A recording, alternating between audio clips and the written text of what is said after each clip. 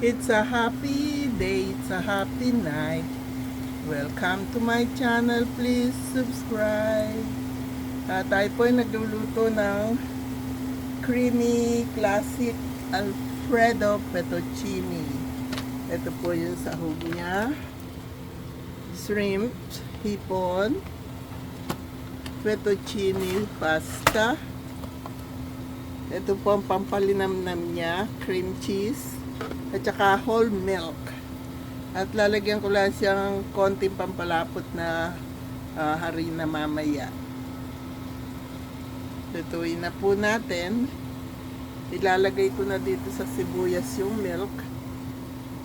Saka pampalinamnam na cream cheese.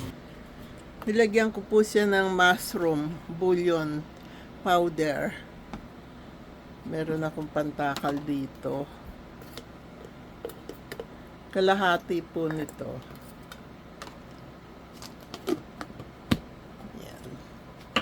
At yung cheese na yan, kalahati muna ilalagay ko. Kung ako'y nakukulangan sa linamnam, ilalagay ko na yung isang buong cream cheese. Kaya po, kalahati ng cream cheese, tutunawin ko dyan. Kaya, ano nga siya eh, classic creamy Alfredo fettuccine.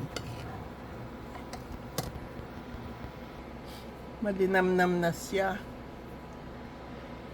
Tinikman ko, malinamnam na. Ayan o.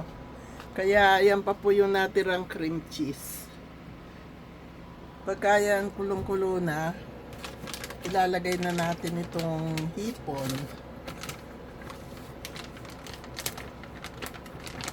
So, hipon.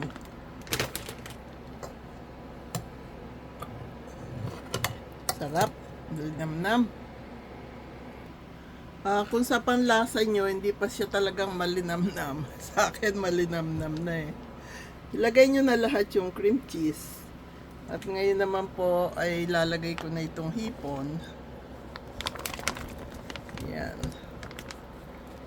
Mga 31 to 40 pieces na large.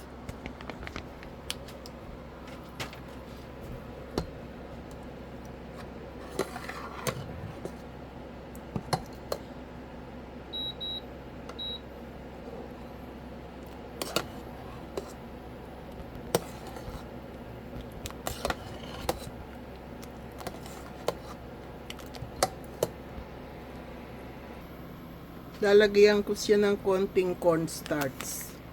Tutunawin ko siya sa tubig. Cornstarch. Yan.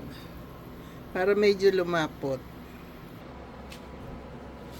Lalagay ko na po itong cornstarch na tinunaw sa konting tubig.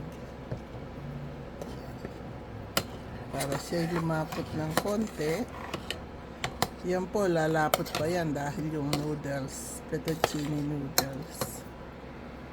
Tinanggal ko po muna yung shrimp. Naalala ko, meron ako sa freezer nitong scallop. Meron siyang scallops, meron siyang shrimps. Masarap ito, kaya ilalagay ko rin ito. Yummy, yummy. Nagamit ko pong lahat yung 1/2 gallon na whole milk. Kaya marami po yan. Ilalagay na po natin ito. Mas masarap ito. Ang daming sahog ng ating fettuccine. Ang sarap niya. Luto na po ito. Ang daming sahog. Lulutuin ko na lang yung noodles. Fettuccine noodles. Here it is, honey. Classic creamy Alfredo fettuccine, my specialty. Yay! Okay. Thank you.